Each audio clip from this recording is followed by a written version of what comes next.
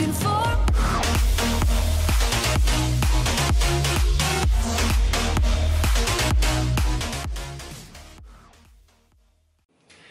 Hey, hvad så drenge og piger? Lundum TV her, sammen med Daniel. Og som sagt, jeg lavede en video op her tidligere i den her uge her, om at vi skulle stille nogle spørgsmål til en Q&A, som Daniel og jeg... Hvad? Med mig? Ja, med Daniel, ja, som vi har snakket om, vi gerne vil lave. Så vi ligesom kan svare på nogle af jeres spørgsmål, som vi ligesom gerne vil have besvaret. Så ja, det har vi gjort det, og der er kommet rigtig mange spørgsmål ind. Der er kommet over 40-45 stykker spørgsmål, ikke? Ja, der er kommet mange spørgsmål. Så 43 kommentarer. Hold da kæft. Men vi vil se, om vi kan nå de fleste af dem. Men der er sikkert også mange spørgsmål, som er de samme spørgsmål. Yes. Så jeg starter med det største. Du starter med. Daniel, han sidder bare og læser op med spørgsmål. Vi kan starte med Madix. Han spørger, hvilken mobil jeg har. Jeg har ligesom en... Ja, hvad har jeg? Ja. En iPhone 6s. Det er også den, jeg lige som... Okay, han har iPhone 6s. Ja, Okay. ja. Jeg har kun iPhone 6. Ja, du er også dårlig. Ja, så det er allerede ikke nu. Ja, report. De er Magali. Yes. Og det er så bare den, jeg læser op for. Ja. Og så Human, han skriver... Det er han ikke også? Jo, Human er her. Det er godt. Eller er han? Eller er du? Han spørger, om du har tænkt dig at blive fuldtidsstreamer, hvis du får chancen for det. Ja, det er et spørgsmål til mig. Jamen, jeg gerne vil være fuldtidsstreamer. Som udgangspunkt, så synes jeg, altså selvfølgelig vil jeg gerne være det, hvis det var muligt, men ja, det ved jeg ikke. Lige nu, jeg skal i hvert fald være færdig med mit gymnasium, som jeg bliver færdig med her til sommer, og så kan jeg overveje det. Men jeg har i hvert fald sagt til jer på streamen, at jeg skal have en subscriber-knap, efter jeg er færdig med gymnasiet. Så satte jeg lige lidt sådan et halvt år eller sådan noget på streaming, sådan der. Ordentligt halvt år, hvor jeg prøver at se, om jeg kan skaffe subscriber-knap, men jeg kan også godt skaffe subscriber-knap. Det er jeg ret sikker på, at jeg kan. Og så må vi se efter det. Men ellers så streamer jeg i hvert fald bare og har et arbejde ved siden af. Så du har ikke noget arbejde? Og jeg var med at skaffe altså. Nå, okay. Sort arbejde må det være. Okay. Ja. Du får lige et hjørne eller hvad? Hjørne? Ja, som er prostitueret. Nej! Holy Jesus! Så spørger Zoe... Er det ikke Zoe Place eller sådan noget? Jo, Zoe Place. Ja, Zoe. Ja. Hvad spørger han om? Han spørger ligesom, hvor lang tid vi har kendt hinanden. For lang tid, vil jeg bare sige. Nej, vi har faktisk ikke kendt hinanden i så lang tid, fordi jeg tror...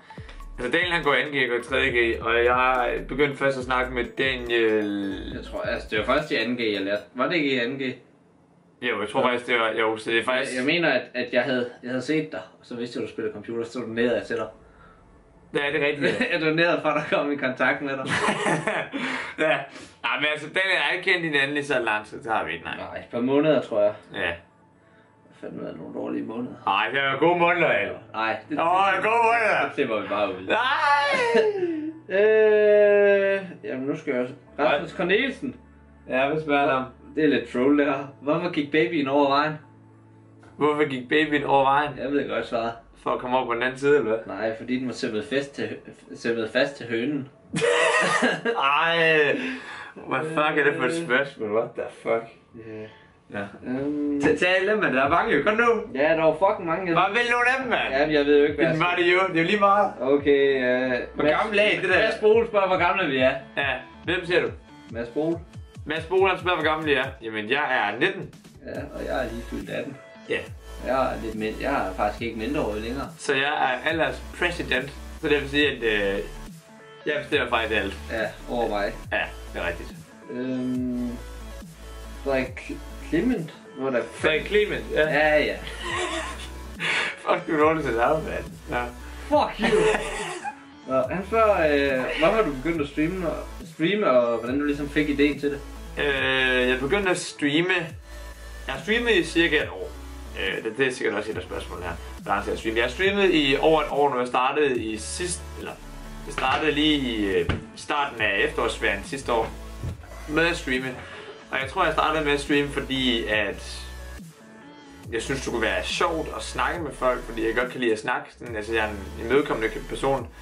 Jeg kan godt lide at snakke, så jeg tænkte, det der streaming der, det kan være så på det, fordi jeg har prøvet at satse lidt på YouTube, men YouTube, det var også bare så meget tidskrævende, fordi at man skulle virkelig lægge kræfter i det, man lavede, og det skal man selvfølgelig også i streaming, men det er bare på en anden måde, fordi at der er det live, og der kan alt gå galt, og det kan det ikke på YouTube, altså, så okay. Det er sådan lidt, ja. Men jeg tror, jeg startede med at streame, fordi jeg synes, det er mega fedt at snakke med folk, og jeg synes, det er fedt at spille med folk, at lave viewer games og spille med, ja, entertain. Yes. Det var det svar nok. Ja, det var et dårligt svar, Mikkel. Nå, okay. Igen. Julius Petersen spørger, om du bliver kendt på gaden. Om jeg bliver kendt på gaden? Nej, det gør jeg ikke. Men jeg er der et par gange, hvor det er ofte til LAN-parties. Til LAN-parties, jeg var til NPF, der var der rimelig mange, som sagde hej til mig. Det synes jeg er mega nice. Jeg synes, det var lidt irriterende. Ja, okay. Jeg bare går, ej, det er de vil ikke sige hej til dig. Der står jo bare i naked situation. Ja, det er rigtigt. Nå, hej, hey. Ja. Ja. Men der var nogen, sådan, altså der er også nogen i for eksempel i Forborg i Sommerfans, så mødte jeg sådan, så var jeg ude og fange Pokémon, og det der Pokémon var hype, det er det ikke mere. Så var jeg nede på havnen, og så kom der lige sådan en hel drengegruppe på sådan 10 drenge. Så var jeg, hey, hvem der er? Og jeg var sådan, okay, hvad fanden skal det? Altså, det er sådan i Forborg. Altså, det sker en gang imellem, men det er ikke så tit. I hvert fald ikke i min egen by. Yes, Kylling. Kylling, ja. Det kender du ham? Ja, det tror jeg. Han spørger om, hvis det, kommer der spørgsmål med, og hvis det gør, kan I ikke spise en sten? Der er ikke noget spørgsmål, vi skal spise en sten. Nej, vi skal ikke spise en sten. Nej. Det kommer ikke til at ske, Kylling. Spise den her. Okay, skal jeg spise den? Ja, prøv at spise den. Nej, Kylling, vi gider ikke spise en sten. Men vi vil gerne spise en chili, så når vi rammer 500 subscribers, er det en chili-konkurrence. Ja, du er med i den nu. Du er committed. Du er, sådan er det. Okay. Nice. Okay, så spørger Silas Andersen, om du har tænkt dig at ryge vandpip med dem. Og det var det, vi skulle ikke komme ind på det der. Silas Andersen, ja. Ham kender jeg ikke jo. Ej, ham kender jeg godt. Jo, ryge vandpip med hvem? Ja, med dem. Der står med os. Det må jo så være dem. Ryge vandpip med dem? Ja, med Silas Andersen. Nå, jeg vil da gerne ryge vandpip sammen med dig, Silas Andersen. Det var lige finde ud af, jeg bailede jo sidste gang. Hvor han bror kom hjem, så vi skal da helt klart ind på, jeg kan ikke huske, Babylon tror jeg den hedder, ind i Odense, og så ryge vandpip. Jeg er klar på det, Silas. Ja. Så Romal. Ja, hvad spørger du om? Han spørger, om I har en kæreste. Jeg har ikke nogen kæreste, nej. Jeg har det princip med, at kæreste det er XP waste. XP waste. Så ja. Daniel har en kæreste, kan man sige. Jeg har ikke nogen kæreste. Jo, hun hedder... Nej! Jeg har ikke nogen kæreste. Okay, jeg har ikke nogen kæreste. Free on the market. Altså Steam-market, ikke? Jo. XP waste. Nej, vi har ikke nogen kæreste. Nej. Det gider jeg fandme heller ikke af. Nej. Dab spørger, jeg tror, at det er min skostørrelse, han spørger. Ja, hvad er Daniels skostørrelse? Det ved jeg ikke. Hvad fanden bruger jeg i sko? 44, tror jeg. Okay, 44 sko. Jeg skal købe nogle nye sokker. Ja, det skal du. Jeg vil lige vise. Jeg skal købe nogle nye sokker. Nej, jeg er kraftigt med gå hul. Nå. Det lyder det spændende. Okay, dansemusen.dk spørger, om du er jøde. Om jeg er jøde? Nej. Men jeg er konverteret til at være... Nej, jeg er ikke jøde. Jeg tror ikke... Er du jøde, Daniel? Nej, jeg er sgu ikke jøde. Nej, okay. Nej, men jeg... Ja.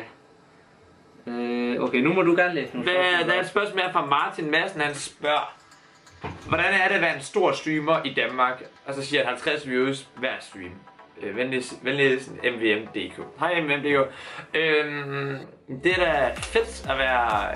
Altså jeg vil ikke overhovedet sige, at jeg er en stor streamer overhovedet. Fordi der findes utrolig mange andre streamere som Master og mig.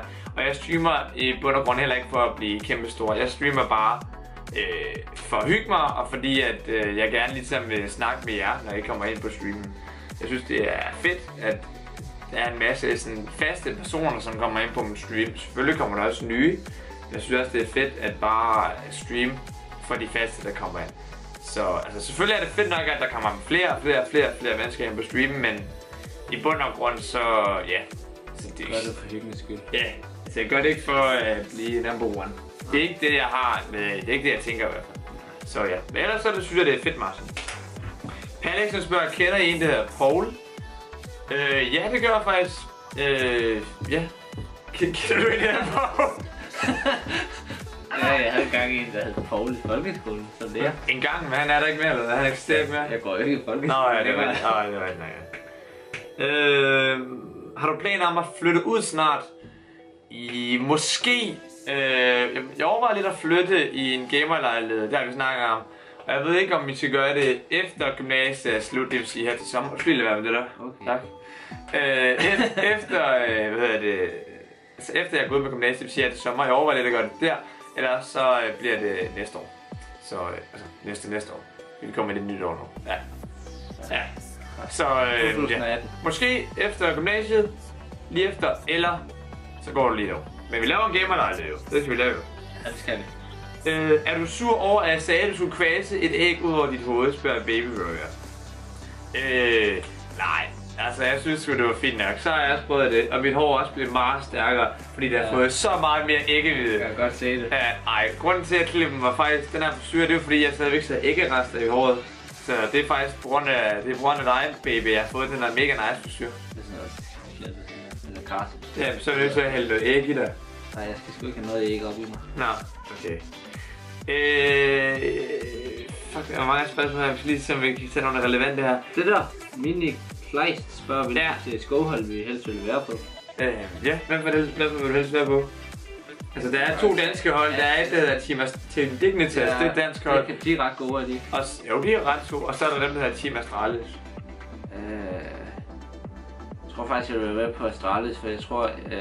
Det må også helst Astralis. Jeg ham, der jeg kendt. Det var ham, der har fortalt om, der har den der kæmpe hjemmeside der.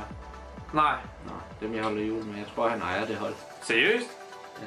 Fuck, mand. Nå, fuck. Det må vi lige høre lidt mere om på streamen. Det lyder ret sindssygt. CSGO? Nej, hvad hedder det? Astralis? Nej, hjemmesiden. Det er der med Place eller sådan noget. Lunderplace.com. Det er det. Yeah boy. Ja, det kan også være lige meget. Altså, vi tager lige det sidste spørgsmål. Der er simpelthen for mange spørgsmål. Så må vi lige lave... vi tager den her. Hvilke sportsgænger har I gået til? Det er et lidt non-gaming relevant spørgsmål. Lad os prøve det. Mange, holy shit. Ja, det er ligesom mig. Jeg har gået til også mange sportsgrene. Jeg har gået til svømning. Jeg har gået til badminton. Jeg har gået til fodbold. Jeg har gået til håndbold. Jeg har gået til taekwondo. Hvad? Ja. Og sådan, jeg var gik kun til det i 3 måneder. Nå, okay. Så sagde jeg bare, så smuttede jeg mig ind. Så har jeg gået til sejlads, altså optimistjolle. Og ja, så jeg tror ikke, jeg er gået til mere. Så går jeg fitness, men det er jo ikke en sport overhovedet. Nå. Ja, altså sport og gaming og e-sport. Ja, jeg er også gaming, ja. Det gør jeg stadigvæk. Nå, hvad har du gået til? Hvad har jeg gået til? Altså, jeg har gået til svømning, jeg har gået til fodbold, håndbold. Bordtennis, cykling, tennis. Du er ret god til cykling. Han har sin egen cykel hjemme med... Eller... Ej, okay. Jeg har min egen cykel. Det er der ikke mange, der har. Nej, det er sådan en pro-cykel jo. Jeg hænger på hans værelse. Og hvad fanden har jeg så... Hvad har jeg mere gået til, Mikkel? Jeg ved det ikke. Jeg har jo ikke kendt dig så lang tid. Nej. Jeg ved ikke, hvad jeg efter. Jeg går jo lidt i fitness nu, en gang imellem. Ja, en gang imellem, så går du i fitness. Ja. Så. Ja, bare en gang imellem jo. Ja. Vi tager lige det sidste spørgsmål her. Det er fra Yankees, som hedder, han siger røv eller patter? Og jeg vil nok sige røv. Jeg kan godt lide en god røv. Ja. Og hvad siger du, Daniel? Jeg ved ikke, om jeg skal sige det her. Hvorfor? Ja, fordi jeg kan egentlig godt lide begge ting jo. Nå ja, det tror jeg virkelig, du kan, men du skal vælge en jo. Jeg tror det lige jeg tror næste gang skal jeg have med nogle gode bryster. Nu havde jeg jo min ekskæreste, så en god røve, så må jeg jo så... Ja, hvad hedder din ekskæreste? Ja, det skal jeg. Det var godt med næste gang. Ja, men jeg siger i hvert fald røve, du siger patter, eller hvad? Ja, det tror jeg, okay. Det jeg ved det ikke. Yes. Nej, men det er i hvert fald... Det var det. Det er i hvert fald det sidste spørgsmål, der er stadig et par stykker tilbage. Men altså nu har vi prøvet at vente, og videoen skal heller ikke blive for lang. Videoen er allerede varet i næsten 14 minutter. Okay, den filmer rent faktisk. Ja. Jeg troede lige, den ikke gjorde. Nå, nej, det gør den. Men ja, måske skal vi lave en Q&A på et eller andet tidspunkt igen. Det må I lige sende ned i kommentarfeltet. Jeg synes, at det var en god video. Og undskyld, at vi ikke kunne besvare alle spørgsmål, jeg stillede. Det er ikke fordi, at det er ikke fordi, at vi ikke har lyst til at besvare dem alle sammen, men det er begrænset for hvor mange vi kan svare på. Men vi er taknemmelige for, vi er mega glade for, at I har stillet en masse spørgsmål. Og så håber vi bare, at I godt kunne lide den her video her, og I fik svar på de spørgsmål, I havde set ind med. Og så håber jeg bare, at I liker den her video her, og subscriber til min kanal. Som sagt, vi laver 500 subscriber special med noget chili-konkurrence. Ja, det kan jeg godt finde. Ja, med noget chili-konkurrence. Jeg er mega dårlig på sådan chili, så husk at subscribe. Og så ses vi bare i næste video. Let's go!